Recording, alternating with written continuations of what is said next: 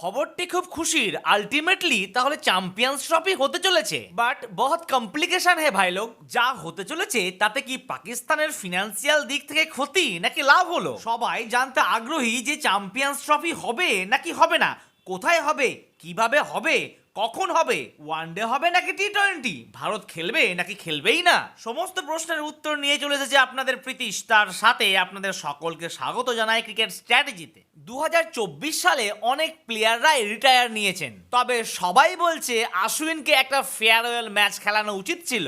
তারা ঠিকই বলেছেন, কিন্তু তাদেরকে আমি জানিয়ে রাখি অনেক দিগ্গজ প্লেয়ারদেরও কিন্তু ভারতের ফেয়ারওয়েল দেওয়া হয়নি। এই যেমন ধরুন না কেন ভিভিএস লক্ষ্মণ, মহেন্দ্র সিং ধোনি, হরভজন সিং, যুবরাজ সিং, সেহওয়াগ, জাহির খান, গৌতম গম্ভীর, দীনেশ কার্তিক, এমনকি ধাওয়ান, আর অবশেষে আশ্বিনের ক্ষেত্রেও তাই হলো। যাই হোক না কেন, আমার যেন ফেয়ারওয়েল কোনোদিন না হয়ে যায় তার জন্য করতে হবে আপনাদের ভিডিওতে লাইক আর চ্যানেলটিকে সাবস্ক্রাইব। চ্যাম্পিয়ন্স ট্রফি নিয়ে ডামাডোলের উত্তর মিলেছে, সেটা হলো হাইব্রিড মডেল। ভারতের চাপের কাছে কার্যত হার মেনেছে পাকিস্তান। অবশ্য আর্থিক দিক থেকে দেখতে গেলে পাকিস্তানের অবশ্যই লাভ হয়েছে, কিন্তু তাদের ফেস লসও নেহাতি কম হয়নি। ভারত যে পাকিস্তানে চ্যাম্পিয়ন্স ট্রফি খেলতে যাবে না তা তো স্পষ্ট করে দেওয়া হয়েছিল, অবশ্য সেটাই মানতে বাধ্য হয়েছে পাকিস্তান। তবে পাক বোর্ডের দাবি ছিল 2031 পর্যন্ত দুদেশের ক্ষেত্রেই একই নিয়ম মানা হোক। তবে শেষে সুর নরম করে 2027 সাল পর্যন্ত পাকিস্তানের দাবি মানতে রাজি হয়েছে বিসিসিআই।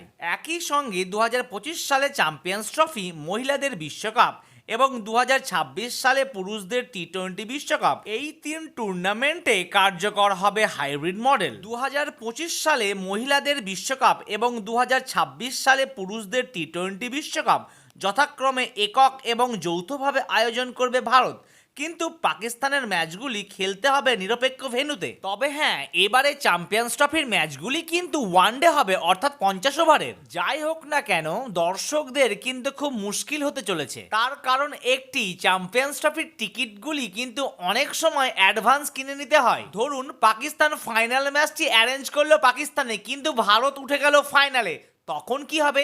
তখন তো ম্যাচটিকে অন্য জায়গায় শিফট করতে হবে, দর্শকদের আবার নতুন করে টিকিট কাটতে হবে। কি বন্ধুরা, এটি তো একটি মুশকিলের কারণ, তাই না?